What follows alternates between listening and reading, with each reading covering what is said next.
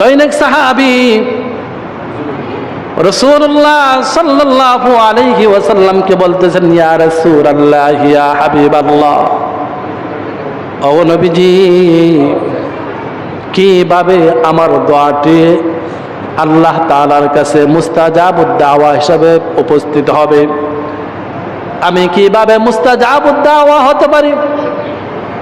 রাসূলুল্লাহ সাল্লাল্লাহু আলাইহি ওয়াসাল্লাম বলেন, মুস্তাজাবুদ দাওয়া যদি কোনো ব্যক্তি হতে চায়, আল্লাহর দরবারে যদি তার দোয়া কবুল করতে চায়, আল্লাহর দরবারে যদি তার দোয়া কবুল করাতে চায়, তাহলে তার তিনটা শর্ত। কয়টা শর্ত? তিনটা শর্ত। এক নম্বর শর্ত হলো সে হালাল রিজিক ভক্ষণ করতে হবে। এক নম্বর শর্ত হলো হালাল রিজিক ভক্ষণ করতে হবে।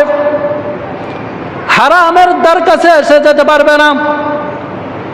দুই নম্বর যে শর্ত হলো আল্লাহ তাআলার যেই ফরজ বিধান, ওই ফরজ বিধান যথারীতি সে আদায় করতে হবে। আল্লাহ তাআলা যে আমাদের উপর বিধিবিধান ফরজ করে দিয়েছেন, ওই ফরজ বিধান যদি আপনি আমি যথারীতি আদায় করি, তাহলে আপনি আমি মুস্তাজাবুদ দাওয়া হতে পারবো।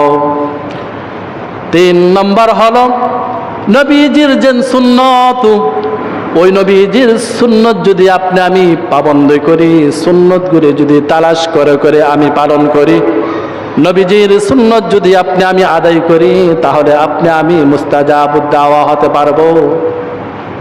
তাহলে কোনো ব্যক্তি মুস্তাজাবুদ দাওয়া হতে গেলে তার প্রথমত তিনটা শর্ত। এক নম্বর শর্ত হলো ওই ব্যক্তি হালাল রিজিক ভক্ষণ করতে হবে, সর্বদা হালাল রিজিক ভক্ষণ করতে হবে। যদি সে হারাম রিজিক ভক্ষণ করে, তাহলে আল্লাহ তাআলার আদালতে তার দোয়াকে পৌঁছে নাম। দুই নম্বর, হালাল রিজিক ভক্ষণ করার সাথে সাথে ফরজ আল্লাহ তাআলার বিধানগুলি রক্ষা করতে হবে। আল্লাহ তাআলা আমাদের প্রতি যা ফরজ করে দিয়েছেন, ওই ফরজ বিধান পালন করতে হবে। তিন নম্বর হলো নবীজির যে সুন্নত, নবীজির সুন্নতগুলো ধরে ধরে ওই ব্যক্তি পালন করতে হবে। নবীজির সুন্নত যদি কোনো ব্যক্তি পালন করে, ফরজ বিধান যদি কোনো ব্যক্তি পালন করে, আর তার যে খাবারটা, এই খাবারটা যদি কোনো ব্যক্তি হালাল খাবার খায়, তাহলে ওই ব্যক্তি আল্লাহ তাআলার কাছে দোয়া করতে দেরি হয়, আল্লাহ তাআলা তার দোয়া কবুল করতে দেরি হয় না।